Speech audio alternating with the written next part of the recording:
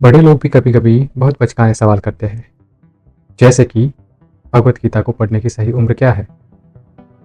तो मेरा सवाल उनसे ये है कि जिंदगी को समझने की सही उम्र क्या है? तब जब बुढ़ापे में मौत दस्तक दे रही होगी, या तब जब जिंदगी अभी खुल रही है?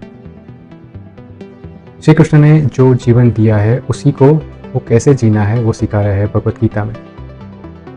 तो फिर उसे समझने के लिए और क्या चाहिए? बस एक खुला दिमाग और थोड़ी सी काबिलियत।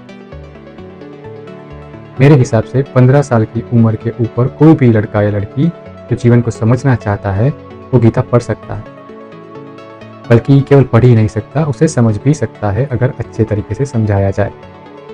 लेकिन अफसोस की बात यह है कि अधिकतर माता पिता ने खुद ही कभी गीता पढ़ी नहीं होती है और उल्टा बच्चों से कहते हैं कि इस उम्र में ये सब पढ़ने की ज़रूरत क्या है। असल में उन्होंने कभी खुद गीता समझने की कोशिश भी नहीं की। सुबह उठ के मंदिर में रखी गीता को छू लिया, जैसे छूने से गीता का ज्ञान ट्रांसफर हो जाएगा। कभी सोचा कि ये लोग गीता क्यों नहीं पढ़ते? क्योंकि शायद उन्हें डर है कि अगर गीता का सार उन्हें समझ में आ गया तो वो खुद को खुद के ही सामने नंगा पाएंगे। अब सोचिए, अगर 15-17 साल के लड़के या लड़की की हाथ में गीता पकड़ा दी जाए तो वो ऐसे ऐसे सवाल करेगा जिसका जवाब उनके माँ बाप तो क्या, उनकी 7 पीढ़ियाँ तक नहीं दे पाएंगी। तो फिर उसका हल क्या निकाला गया? खुद भी मत पढ़ो, दूसरों को भी मत पढ़ने दो, जिज्ञासा को ही मार दो, किताब ही मत दो। भगवत गीता एक ऐसा साबुन है जो दिमाग पर जमा हुई गंदगी को साफ करता है, और जितनी ताज़ा गंदगी उतनी ही जल्दी सफाई होती है।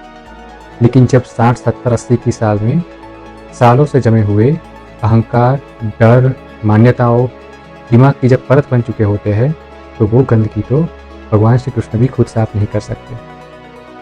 तो अब समझ आया गीता को समझने की सही उम्र क्या है? सही उम्र वो है जब दिमाग खुल रहा होता है, जब भीतर सवाल होते हैं, जब जीवन को समझने की प्यास होती है। गीता पढ़ने से कोई सन्यासी नहीं बनता, लेकिन हाँ, असली और नकली सन्यासी के बीच में फर्क जरूर कर सकता है, सच और झूठ को तोल जरूर सकता है। इसीलिए गीता पढ़ने के लिए सही उम्र नहीं, सिर्फ चाहिए एक खुला दिमाग। अगर तुम्हें डर है कि गीता पढ़ने से तुम्हारे भ्रम टूट जाएंगे तो यकीन मानिए, तुम्हारा डर एकदम सही है।